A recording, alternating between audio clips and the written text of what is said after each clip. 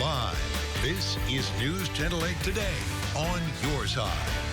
Good morning, everybody. It is back to school here in the Bay Area. Eagle 8 HD live over Plant High School right now.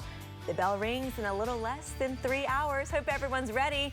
There are plenty of things that students and parents need to know before the school year begins. Folks already getting out and about this morning. We have Beth Russo in Hillsborough County today. She's talking to Sheriff Chronister about improved safety there, and Xavier Harris live in Pinellas monitoring progress being made with a bus driver shortage. We'll check in with them in just a few minutes. Good morning and welcome into News Channel 8 Today. I'm Jack Royer in for Chris Martinez. And I'm Avery Cotton. Glad to have you with us. Glad to have you on the morning show. Welcome. Good to be here. An early wake up, but it's worth it to be with you guys. Yes, it is. All right, first things first, that back to school forecast. Haley. Good morning, and yes, Jack is not the only one hearing that alarm clock early for the first time in quite some time. So welcome to the mornings, everybody, as you start your school day. Notice there's a lot of rain out in the Gulf of Mexico, but max defender rate is dry. Still waiting on that sun to rise this morning, but temperature-wise, not bad. It's partly cloudy, right around 78 degrees. Heat index right around 81. So really, it could be a whole lot worse. We will take this. Sunrise just before 7, so heading out to the bus stop this morning. Nice and dry for you. A little bit on the warm side, but 77, not bad. In fact, let's go to individual cities so you know what it's going to be like before you even step outside. 74 in Carrollwood right now, 75 in Plant City, 78 in Largo, Lakeland 76, Sarasota 76. So I want to give that fantastic scale today a 5. Storms are going to increase after we hit the high of 95. We'll talk about rain chances through the school day coming up. Sounds good. Thanks, Lee. Well, right now, students and parents in Pinellas County are waking up, getting ready for the first day of classes. Now, the district was dealing with a shortage of bus drivers. 8 on your side, Xavier Harris joining us live this morning to tell us a little bit more about these issues. Good morning. Hey, good morning, Avery. Thankfully, the bulk of the issues have been handled. Now, the district did tell me they had to condense the size of the routes they had this year, but luckily, all 333 routes that they have will have bus drivers. Now, just take a look behind me here. You can see all these buses out here, and just a moment ago, they were just all over the place, heading out, getting ready to pick up these kids. And now we're told the problem is bus driver aides and relief drivers. Which we also need about 80 of them also. What they're going to do is help out the driver while the driver safely drives. They're going to monitor the kids to make sure they're doing what they're supposed to be doing. Now, officials say filling these vacant positions hasn't been easy. Over the summer, the district held several job fairs looking to hire bus drivers, even offering a $1,000 sign-on bonus. Now the district could possibly do the same thing to fill those other positions. Now, for the last 30 minutes, like I've said, we've seen bus drivers come and go as they head out on their routes to pick up students. And in a few moments, we will head to a different location to speak to the superintendent to see what else they plan on doing to make sure these students get to school safely. This morning, we're live in Pinellas County. Xavier Harris, 8 on your side. All right, Xavier, thanks. This morning, there are a number of new laws that will impact your child's education this year. Political reporter Evan Donovan breaks down the 2 new laws that have gotten the most attention. Let's talk about the 2 most talked about changes that will happen in schools this year. The first one is the Parental Rights in Education law, also referred to by critics as the Don't Say Gay law. It forbids classroom instruction on gender identity or sexual orientation in kindergarten through 3rd grade or in higher grades when they don't meet state standards. It also makes a number of other changes. It requires schools to notify parents of changes to their health or well-being for their students, prevents schools from encouraging the withholding of information about students to their parents, allows parents to access their child's student records, lets parents refuse school health care services for their kids, and forces schools to get parental permission for any health care screenings. It also requires schools to respond to parental concerns within a week, resolve them within a month, or parents can escalate to the education commissioner and sue the school district. The second big change that's been much talked about this year, the Stop Woke Act, introduced by Governor DeSantis ahead of the legislative session. It forbids the teaching of 8 core concepts in schools and workplaces. It bans teaching that some individuals are morally superior, are inherently racist, sexist, or oppressive, are privileged or oppressed, or that everyone should not be treated equally. It also bans teaching that some individuals or groups bear responsibility for past actions like like slavery, or that they should be treated adversely to achieve diversity, equity, or inclusion, or that certain virtues are by nature racist, sexist, or oppressive. Now, coming up later in the show, we'll break down some of the other new laws that you might not have heard about that will also take effect this school year.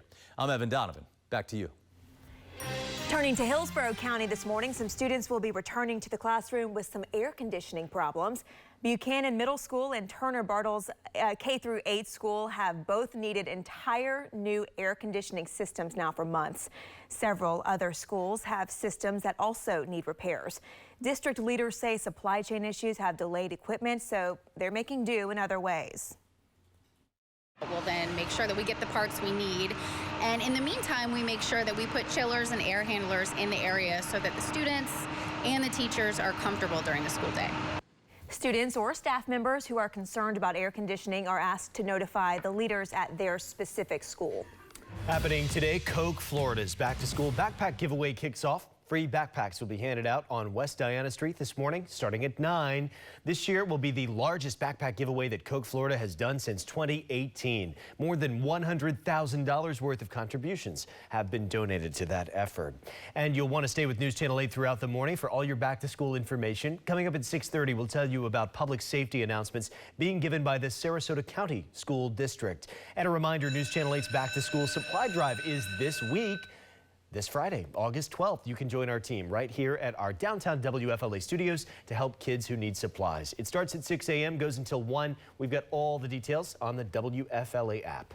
6:06 is the time this morning, and we are getting more information about the FBI raid at Donald Trump's Mar-a-Lago home.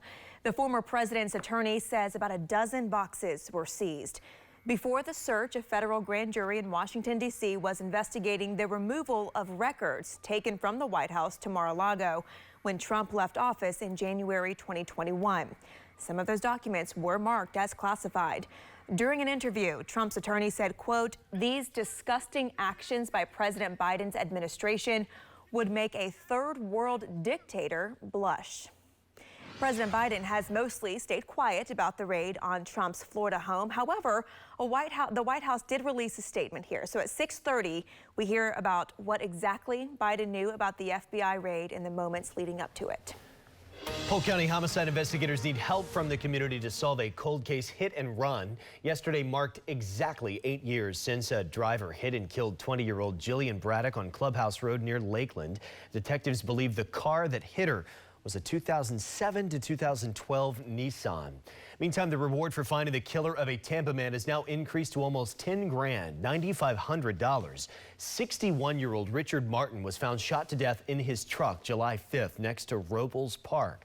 It's believed he'd been there for a few days. Now, if you know anything, you can remain anonymous and give information for that reward. Just call Crime Stoppers, 1-800-873-TIPS.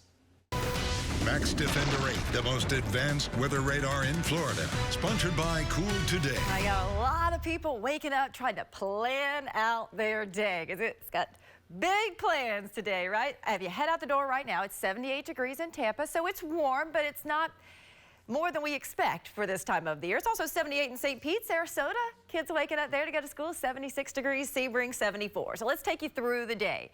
At 10 a.m. it's 85, but by 1 o'clock it's 91, and that is the average high temperature.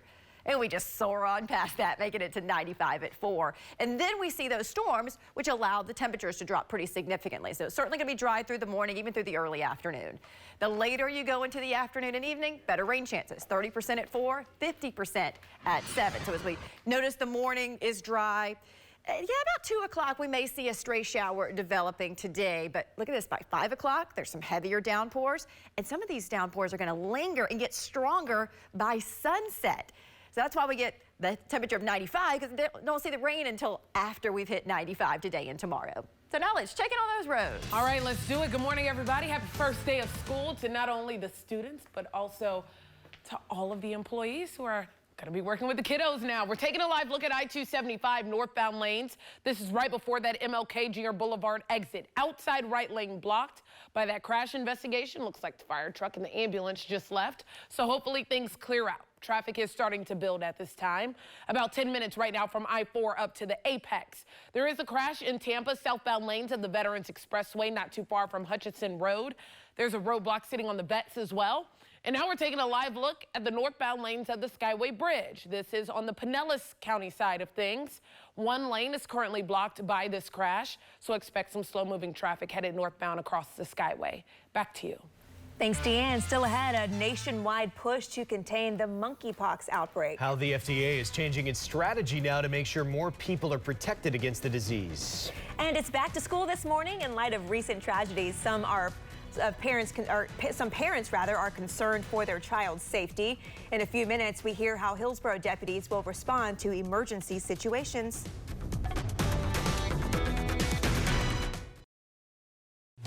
Well, happy first day of school, everybody. Taking a look here at some of the News Channel 8 crew.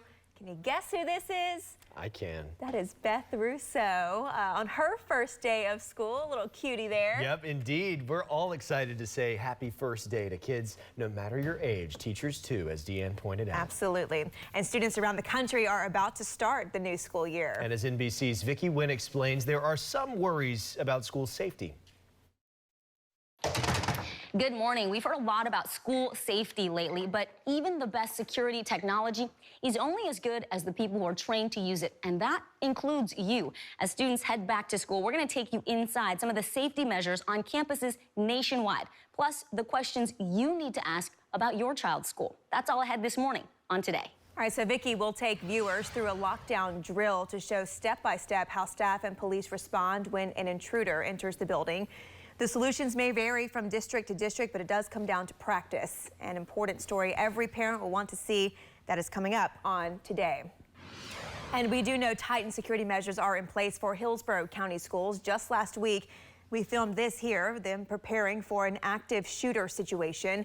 The training involved entering a classroom to directly confront the shooter. Right now, our own Beth Rousseau is interviewing Hillsborough Sheriff Chad Chronister. Coming up in about 15 minutes at 6:30, we hear about the significance behind the strategy of confronting emergency situations head on. 6:15 right now, and the FDA is expanding its authorization for the monkeypox vaccine. They say it can now be given in a way that will significantly boost the limited supply of shots. The vaccine can now be administered through intradermal injection. That means between layers of the skin. The FDA says this method will increase the supply of doses as much as 5 times.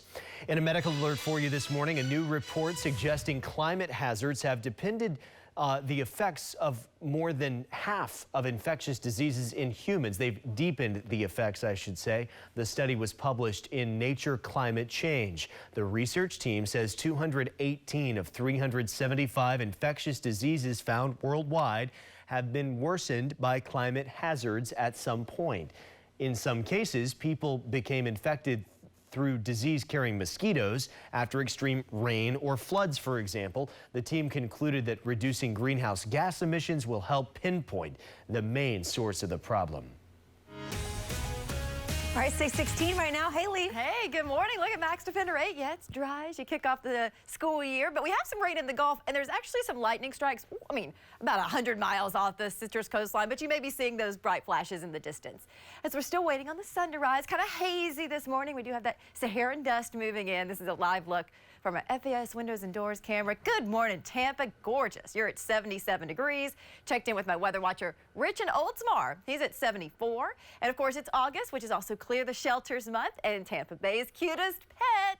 Today, we are focusing in on Carly. They say that she's making the sunsets even more gorgeous. If you want to submit your pet, go to WFLA.com/cutestpet.